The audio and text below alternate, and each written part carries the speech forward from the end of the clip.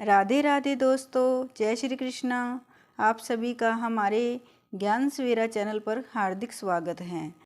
भाद्रपद माह की शुक्ल पक्ष की अष्टमी को कृष्ण प्रिया राधा जी का जन्म हुआ था, इसलिए यह दिन राधा अष्टमी के रूप में मनाया जाता है। इस दिन राधा कृष्ण की पूजा करनी चाहिए। राधा जी को पंचामृत से स्नान कराकर उनका श्रृंगार करें, भोग लगावें, फिर धूप दीप फल फूल आदि से आरती उतारें। आज की इस वीडियो में हम आपके लिए राधा अष्टमी के अवसर पर राधा रानी की एक बहुत सुंदर कहानी लेकर आए हैं। बहुत समय पहले की बात है, एक संत थे जो वृंदावन में रहते थे। श्रीमद् भागवत पुराण में उनकी गहरी निष्ठा थी। वह नियम से हर रोज एक अध्याय का पाठ करते और राधा रानी को अर्पण करते थे। वह कहीं पर भी आते जाते नहीं थे। लोग उनकी कुटिया पर ही खाना पानी आदि उनको दे जाते थे। वह कुटिया में बैठे या तो राधा नाम जपते या श्रीमद् भागवत पुराण का पाठ करते रहते थे।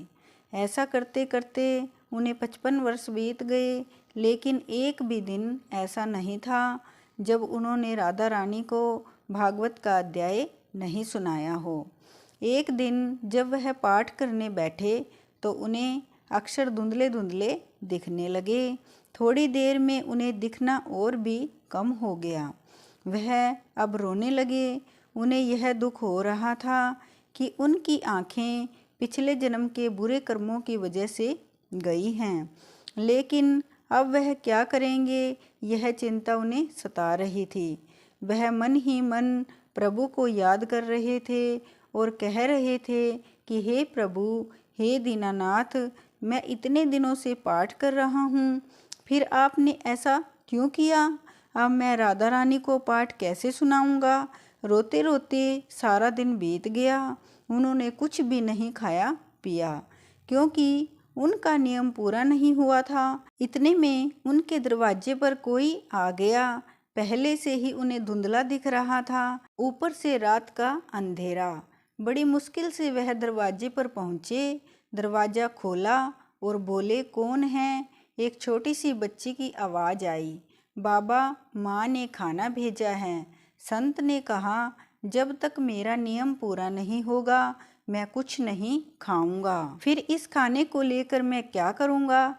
खाना नहीं चाहिए। बच्ची ने पूछा, कौन सा नियम बाबा?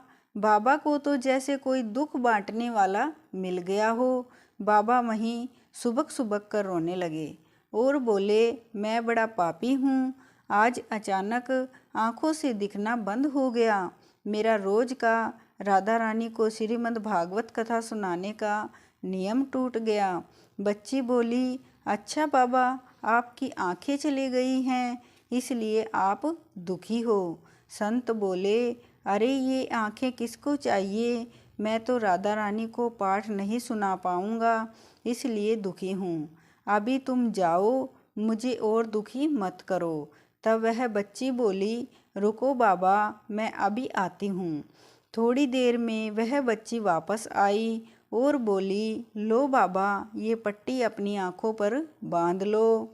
बाबा कुछ पूछते इससे पहले वो बच्ची वहाँ से चली गई।